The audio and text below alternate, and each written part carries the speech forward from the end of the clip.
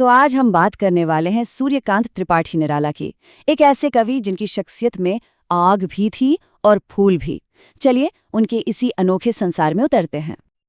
बादल, गरजो, सिर्फ दो शब्द, लेकिन एक पुकार है, एक आदेश, और इन्हीं शक्तिशाली शब्दों से हम अपनी पड़ताल शुरू कर रहे हैं। ये शब्द हमें सीधे बदलाव और ऊर्जा के केंद्र में ले जाते हैं।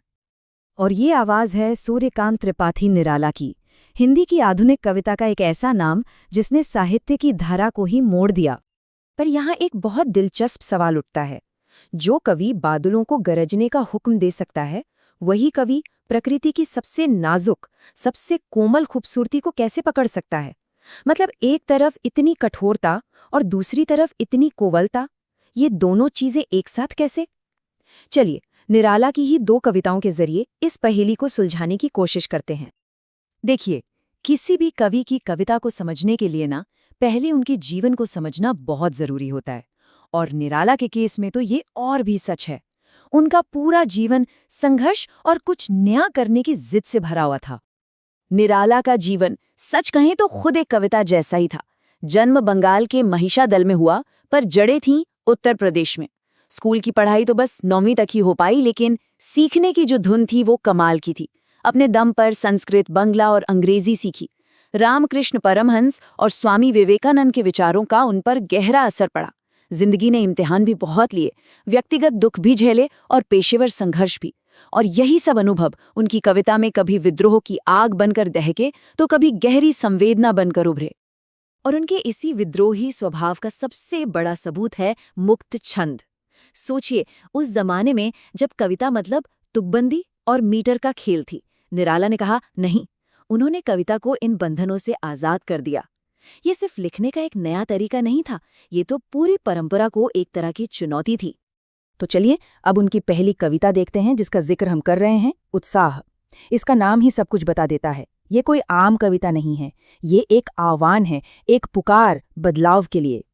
इस कविता में निराला ने बादलों को एक प्रतीक के तौर पर इस्तेमाल किया है, और ये बहुत ही कमाल का है। देखिए, बादल के दो चेहरे हैं। एक तरफ तो वो प्यासी धरती पर बरसकर सबकी प्यास बुझाते हैं, मतलब जीवन देते हैं। पर दूसरी तरफ वही बादल अपनी गरज और बिजली से उथल पुथल भी मचाते हैं, क्रांति लाते हैं। निराला यही कह रहे हैं कि कुछ नया बनाने के लिए कई बार पुराने को मिटाना भी जरूरी होता है। जरा इन पंक्तियों को सुनिए। घेर घेर घोर गगन, धाराधर ओ, ललित ललित काले घुंघराले, बाल कल्पना के से पाले। कितनी सुंदर कल्पना है। कवि बादलों से कह रहे हैं कि आओ और इस पूरे आसमान को घेर लो, गरजो। पर साथ ही वो उन्हें ललित यानी सुंदर भी कह रहे हैं। और उनकी तुलना किससे कर रहे हैं? एक बच्चे के काले घुंघराले बालों से। तो सोचिए हो क्या रहा है यहाँ। एक ही चीज यानी बादल भयंकर भी है और सुंदर भी। उनकी तुलना एक बच्चे की मासूम कल्पना से हो रही है, लेकिन उन्हीं बादलों के सीने में बिजली की ताकत भी छिपी है। वो नया जीवन भी बना सकते हैं और नई कविता भी। मतलब कोमलता और शक्ति का ऐसा मेल, यही तो निराला का जादू है। कविता में इस तकनीक को मानवीकरण कहते हैं, जब किसी बेजान चीज या प्रकृति को इंसान की तरह दिखाया जाए। निराला बादलों से ऐसे बात कर रहे हैं जैसे वो कोई जीवित प्राणी हो, जैसे वो उनकी बात सुन सकते हैं और उस पर अमल भी कर सकते हैं।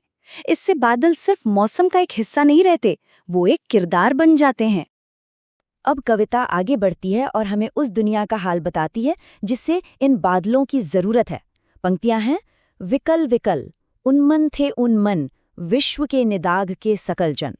मतलब दुनिया के सारे लोग गर्मी से बेचैन थे, परेशान थे, उनका मन कहीं नहीं लग रहा था। चारों तरफ एक बेचैनी और निराशा का माहौल था। और ऐसे में बादलों को बुलाया जा रहा है, एक नायक की तरह, कि आओ इस जलती हुई धरती पर बरसो, ठंडक दो और लोगों के मन में जो निराशा है उसे धो डालो, उनकी जगह नया उत्साह और नई उम्मीद भर दो। तो यहाँ ये बात साफ हो जाती है कि निराला के लिए क्रांति का मतलब सिर्फ तोड़फोड़ नहीं है, बल्कि एक नई और बेहतर दुनिया की उम्मीद जगाना भी है। तो ये तो थी बादलों की गरज और क्रांति की पुकार। अब चलिए इस माहौल से निकलकर बिल्कुल एक अलग दुनिया में चलते हैं।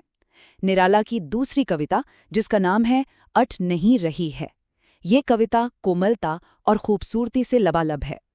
ये कविता है फागुन के महीने की, यानी वसंत ऋतु की, जब चारों तरफ प्रकृति की सुंदरता अपने चरम पर होती है।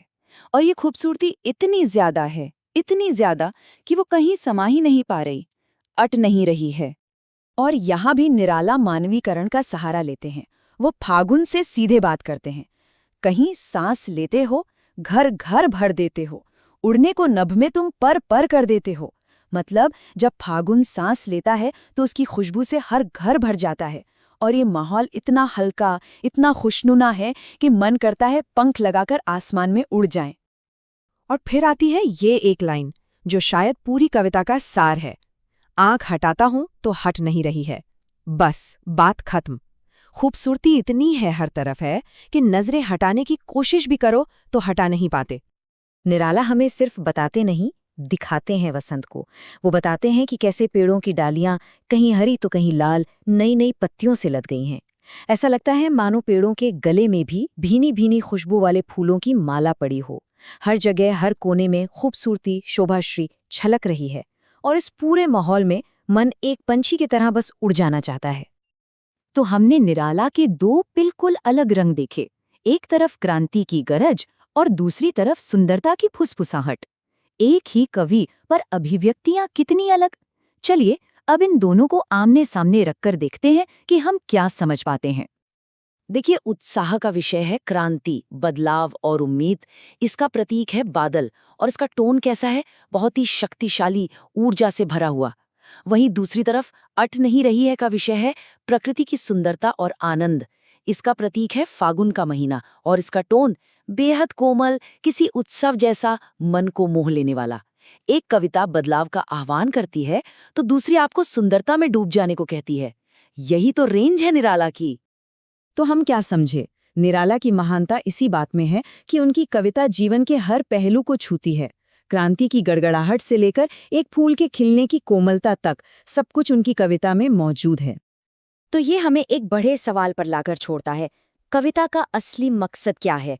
क्रांति लाना या सुंदरता का अनुभव करना? निराला की कविता शायद यही जवाब देती है कि यह दोनों ही हैं। एक के बिना दूसरा अधूरा है,